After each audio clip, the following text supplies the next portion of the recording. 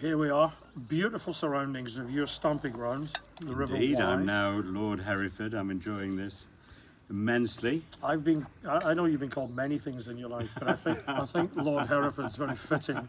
And here we are in the Red Line pub, in the grounds, beautiful settings, and we've got here something a little non-educational, if you like. We get many associations, charities and organisations getting in touch with us where they've been donated some goods. Now that can be perhaps if a member has passed away, God forbid, or it's been given to the trust to make some money so they can use it for something else more suitable. And very often they don't have the wherewithal to do it or the means to do it.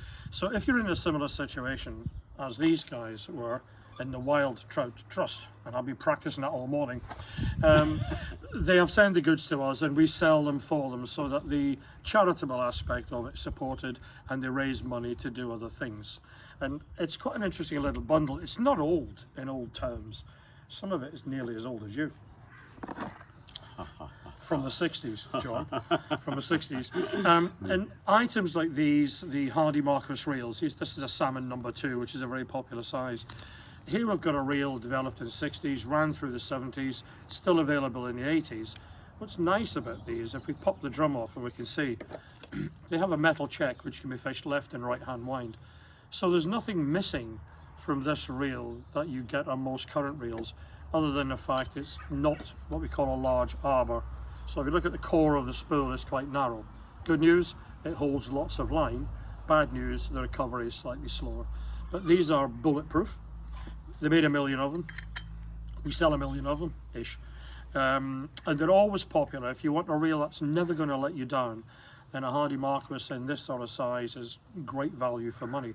So we're always welcoming these, especially the number 3 wide arbor size, which is quite a handful for taking size 10 plus lines. These are good.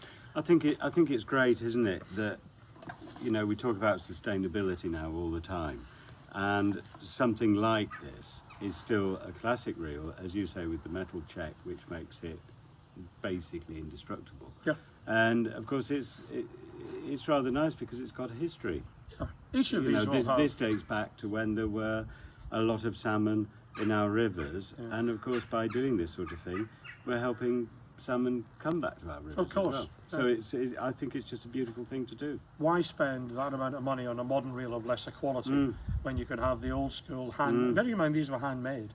Okay, the frame was cast, the spool was machined, it was then hand assembled and tested, and every one of them tested before they left holidays. And I was about to say this would have come completely from the Anik factory. Yes. Anik built in the good old days. However, and this would be how old?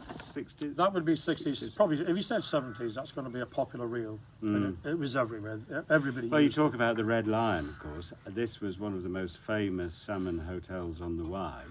I first came here as a kid in the 1960s, and these were the sort of reels that everybody used, weren't they? They were a staple in this, you know, fishing from this hotel.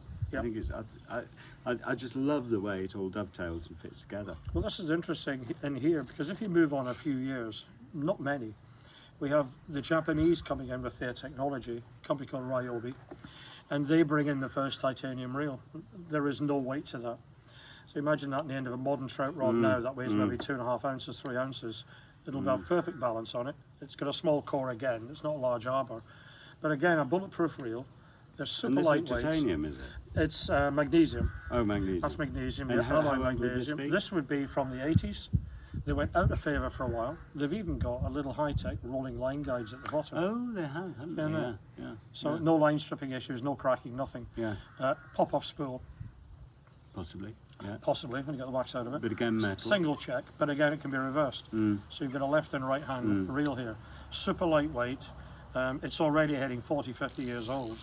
Same as your mate, really. Yeah. So, you know, everything good at that this period was really high quality, and I think everybody should own a vintage reel to bring back the memories.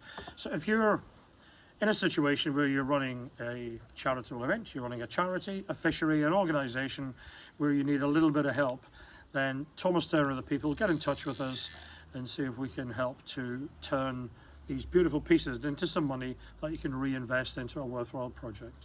What a great thing to do. Yeah, super.